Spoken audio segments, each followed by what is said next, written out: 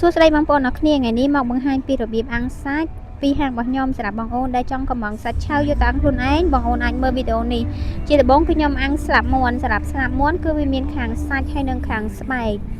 ហើយយើងត្រូវដាក់ខាងស្បែកចុះទៅក្រោមហើយដាក់ខាងសាច់ឡើងមកលើដើម្បីរោយអំបិលសម្រាប់ការរោយអំបិលគឺយើងត្រូវការរោយអំបិលខាងសាច់មុនដើម្បីឲ្យវាចូលជាតិបងប្អូនបន្ទាប់ពីយើងរោយអំបិលខាងសាច់រួចហើយគឺយើងប្រែខាងស្បែកឡើងមកលើវិញដើម្បីវាលាបប៊ឺហើយសម្រាប់ការលាបប៊ឺនឹងដែរគឺយើងលាបតែខាងស្បែកទេបងប្អូនខាងសាច់គឺយើងអត់លាបទេយើងលាបប៊ឺរួចហើយគឺយើងរោយអំបិលម្សៅទៀតតែសម្រាប់ការរោយអំបិលខាងស្បែកនេះគឺយើងរោយតិចតិចបានហើយបងប្អូនព្រោះយើងរោយ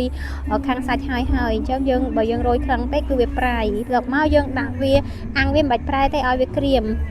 ហើយបន្ទាប់មកគឺយើងអាំងសាច់មាន់សម្រាប់សាច់មាន់នឹងដែរគឺវាដូចតែជាមួយនឹងស្លាបនឹងឯងបងប្អូនព្រោះវាមានខាងស្បែកហើយនិងខាងសាច់គ្រាន់ថាមួយមានឆ្អឹងមួយអត់ឆ្អឹង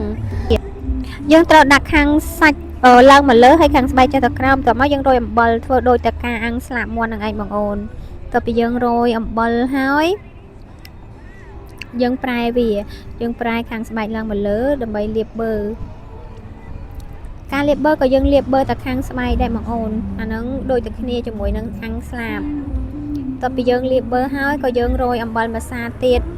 រោយតិចបានហើយបន្ទាប់ពីយើងរោយអំបិលម្សៅទៀតហើយយើងទុកវាឲ្យវាក្រៀមហើយជាការស្រេចបងប្អូនយើងអត់ចាំបាច់ប្រែច្រើនដងទេយើងឲ្យវាក្រៀមមកខាងហើយចាំយើងប្រែវាបន្ទាប់ពីប្រែវាមកគឺយើងរោយម្ទេសហើយជាការស្រេចអាហ្នឹងច្រាច់ចំណងចំណូលចិត្តបងអូនបើសិនជាបងអូនអត់ចូលចិត្តដាក់ម្ទេសហិលទេក៏មិនបាច់រោយវាទេហើយយើងក៏ចាំឲ្យវាក្រៀមទាំងខាងស្បែកខាង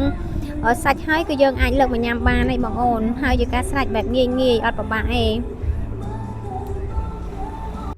អញ្ចឹងបើបងអូនចង់កំងយកទៅអាំងខ្លួនឯងបងអូនអាចកំងបានណា